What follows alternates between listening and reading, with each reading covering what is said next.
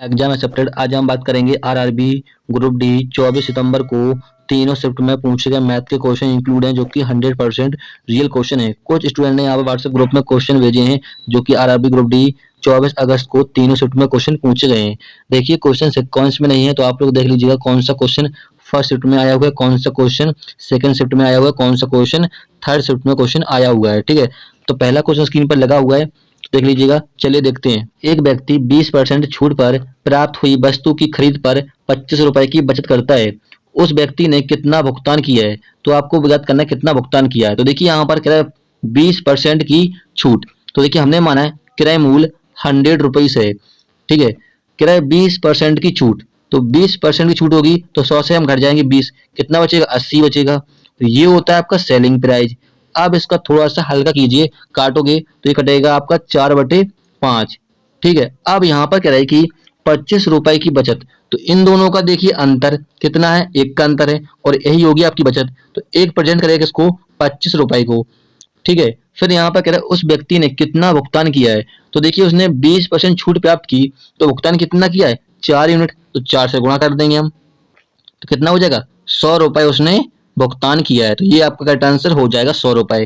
Clear है? दो संख्याएं x और y एक तीसरी संख्या से क्रमशः 20% और 50% अधिक हैं, तो x y का कितना प्रतिशत है? तो देखिए यहाँ पर कह रहे हैं x y संख्याएं x और y हमने तीसरी संख्या मान ली z, जिससे 20% और 50% अधिक हैं, तो हमने माना z 100 है। फिर कह रहा है कि 20%, तो 20% ये हो जाएगा अधिक और ये हो जाएगा आपका 50 क्या है, तो ये हो जाएगा 150। फिर आपसे यहाँ पर कह रहे हैं कि एक्स बाई का, तो एक्स कितना है? 120 है। बाई का, बाई आपका नीचे आएगा क्योंकि बाई का क्या है ना, बाई का कितना प्रतिशत, कितना प्रतिशत मतलब है 100 से मल्टीप्लाई करेंगे। प्रतिशत की बात हो तो 100 से मल्टीप्लाई करते हैं। चलिए काटते हैं यहाँ पर, तो देखिए यहाँ से ये कट जाएगा, 5 दूनी 10, 5 तिया 15, 3 से काटोगे तो 4 बार जाएगा ना 0, 40 बार गुणा कर दोगे तो आपका हो जाएगा 80% करेक्ट आंसर होगा। अगला क्वेश्चन देखते हैं। एक गोले की त्रिज्या 5 सेंटीमीटर है, इसे समान त्रिज्या के आधार के साथ एक शंकु बनाने के लिए पिघलाया जाता है, तो शंकु की ऊंचाई सेंटीमीटर में ज्ञात कीजिए। तो देखिए यहाँ पर कह रहे हैं गोले की त्रिज्या जो है 5 सेंटीमीटर है, समान त्रिज्या के आधार के साथ एक शंकु बनाने के लिए पिघलाया जाता है। देखिए किसी वस्तु को पिघलाया जाएगा यानी उसे द्रव बनाया जाएगा, तो द्रव जो होता है वो आयतन में आता है, तो दोनों का आयतन क्या होगा? गोले का आयतन होता है 4/3 पाई आर क्यू, यही तो होता है। फिर यहाँ पर कह रहे हैं शंकु बनाया जाता है, तो शंकु का आयतन क्या होता है? शंकु का आयतन होता है 1/3 पाई आर स्क्वायर एच। ठीक है, तो देखिए यहाँ पिघलाने की बात की गई, पिघलाने की बात हो तो द्रव, और द्रव किसमें होता है? आयतन में होता है। चलिए यहाँ से काटते हैं, तो देखिए 3 से 3 कट जाएगा, पाई से पाई कट जाएगा और आर स्क्वायर से ये कटेगा तो ये हो जाएगा आपका क्या? आर अकेला बचेगा यहाँ पर, तो यहाँ पे बचा 4r=h। अब हमें त्रिज्या दे रखा है कितना? 5 सेंटीमीटर, तो यहाँ पर देखिए आर कितना है? 5 है, त्रिज्या इक्वल टू एच, तो यहाँ पर एच बराबर हो जाएगी, ऊंचाई बराबर हो जाएगा 20 सेंटीमीटर, और यही आपसे पूछा था शंकु की ऊंचाई। करेक्ट आंसर हो जाएगा 20 सेंटीमीटर। अगला क्वेश्चन देखते हैं। पाइप ए एक टैंक को 12 घंटे में भर सकता है और पाइप बी टैंक 8 घंटे में भर सकता है। एक तीसरा पाइप सी टैंक को 15 घंटों में खाली कर सकता है। यदि तीनों पाइप एक साथ खोले जाते हैं तो टैंक 5 घंटे बाद टैंक का कितना भाग भरा होगा? तो देखिए यहाँ पर कह रहा है ए जो है कितने 12 घंटे में भर रहा है, बी पाइप जो है वो 8 घंटे में भर रहा है, सी पाइप जो है वो 15 घंटे में क्या कर रहा है? खाली कर रहा है। तो देखिए 12, 8 और 15 का लेंगे एलसीएम, तो ये निकल के आएगा टोटल वर्क यानी काम कितना है। तो चलिए लासा लीजिए, 12, 8 और 15 कितना होगा? 15 120, 120 आएगा आपको क्या? लासा। अब हम निकालेंगे इफिशियंसी, क्षमता निकालेंगे, कितनी क्षमता से भर रहे हैं और खाली कर रहे हैं। तो क्षमता कैसे निकालते हैं? तो देखिए यहाँ पर ये जो है वो 12 घंटे में टैंक को भर रहा है, काम कितना है? 120, 12 का भाग देंगे 120, कितने बार जाएगा? 10 बार, तो ए का एफिशिएंसी निकल के आ गई, क्षमता निकल के आ गई 10। ऐसे यहाँ पर बी की निकालेंगे, बी कर रहा है, बी जो है वो 8 घंटे में भर रहा है, 120 में भाग देंगे क्योंकि काम कितना 120 है, 15 अट्ठे 120। ऐसे यहाँ पर देखिए सी का देंगे, सी जो है 15 घंटे में खाली कर रहे हैं, काम कितना 120, भाग देंगे 120 में 15 का, 8 बार जाएगा। फिर यहाँ पर कह रहे हैं यदि सभी पाइप एक साथ खोले जाते हैं यानी ए प्लस बी, ए प्लस बी प्लस सी एक साथ खोले जाते हैं। देखिए जब पाइप भरते हैं उसको रखते हैं प्लस में, वो खाली करता है उसको रखते हैं माइनस में। ठीक है, तो इन तीनों का इफिशियंसी निकाल लेंगे, क्योंकि यहाँ पर कह रहा है कि तीनों पाइप एक साथ खोल दिए जाते हैं, तो तीनों का इफिशियंसी कितनी है, तो यहाँ पर देखिए 10 और 15 जोड़ देंगे, 25 और 8 को हटाओगे कितना आएगा, 17 आएगा। अब तीनों का इफिशियंसी निकल के आ गई। फिर आपसे कह रहा है कि 5 घंटे बाद टैंक का कितना भाग भर जाएगा, तो तीनों का एफिशिएंसी कितनी है, यहाँ पर 17 है, 5 का गुणा कर देंगे, 17 पना 85, 85 यहाँ पर भर चुका है अभी तक 5 घंटे में, और भरना कितना था 120। तो देखिए 120 को रखेंगे नीचे क्योंकि हमें 120 भरना था, भरा कितना है 85, 85 को रखेंगे ऊपर, काटोगे तो यहाँ पर देखिए 17 पना 85 और यहाँ पर हो जाएगा 24, तो 17/24 भाग भर चुका है टैंक का, ये आपका करेक्ट आंसर हो जाएगा।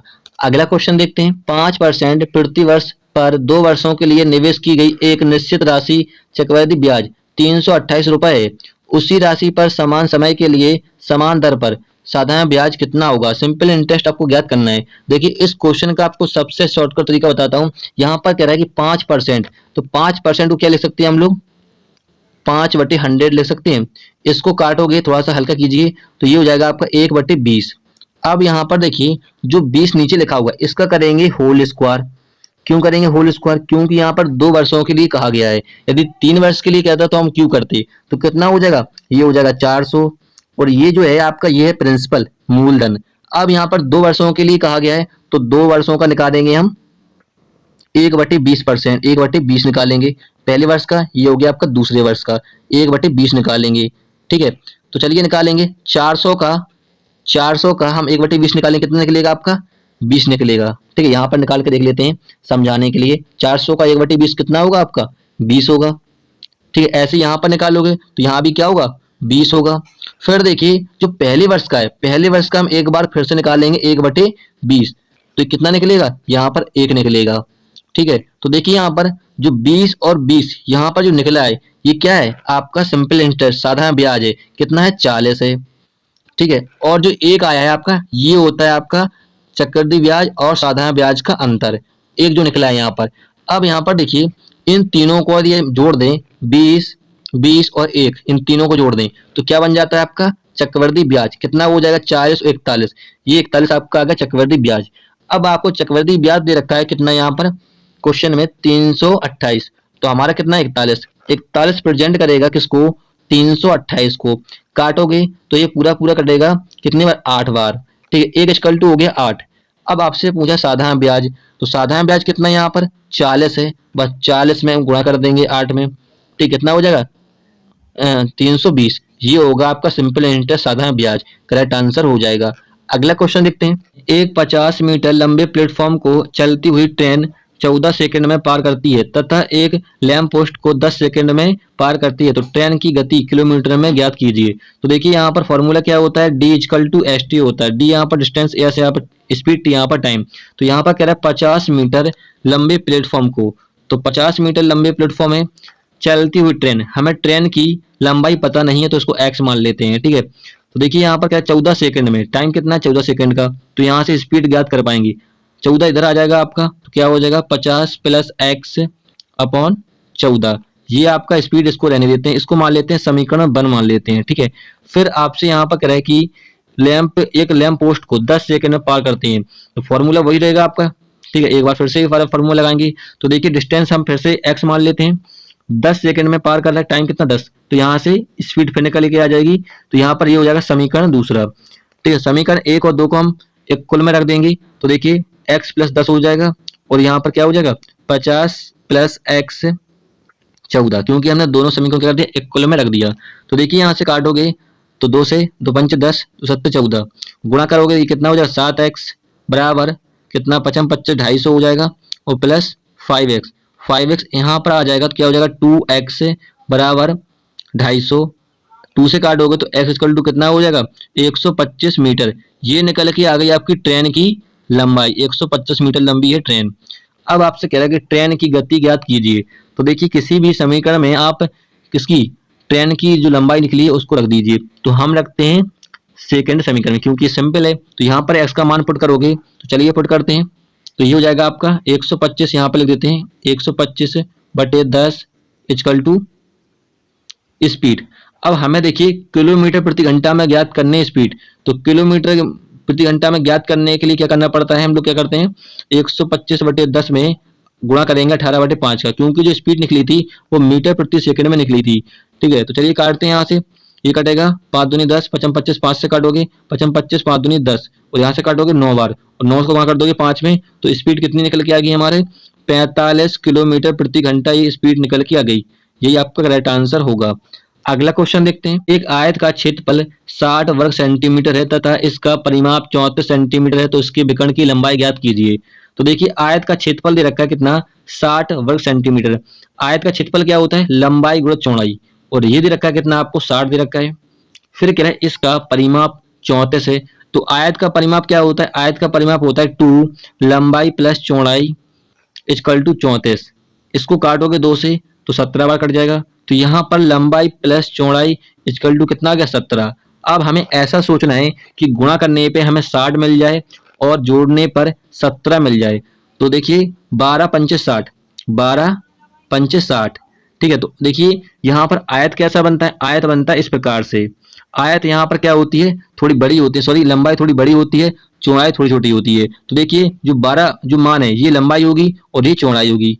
ठीक है, समझ में आ गया, क्योंकि गुणा करने पर 60 मिलेगा आपको, जोड़ने पर 17 मिल जाएगा।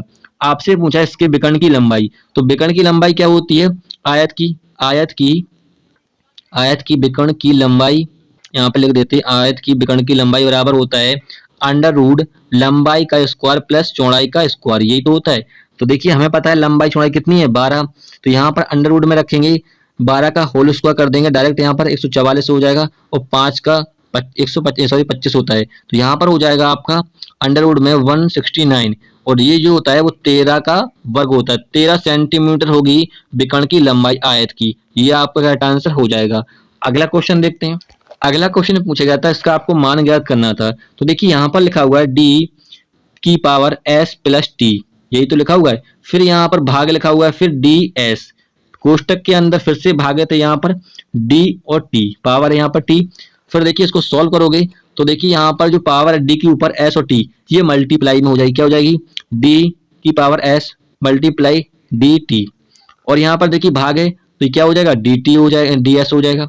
ठीक है, फिर देखिए यहाँ पर भाग फिर से और डी टी। अब इसको सॉल्व कर लोगे तो क्या हो जाएगा यहाँ पर, चलिए यहीं पे कर लेते हैं, तो D S into D T, और यहाँ पर डी एस पहले से था और ये भाग में नीचे आ जाएगा आपका, तो इंटू में डी टी, ये सेम होके कट जाएगा, तो कितना आएगा एक मान आपका राइट आंसर हो जाएगा।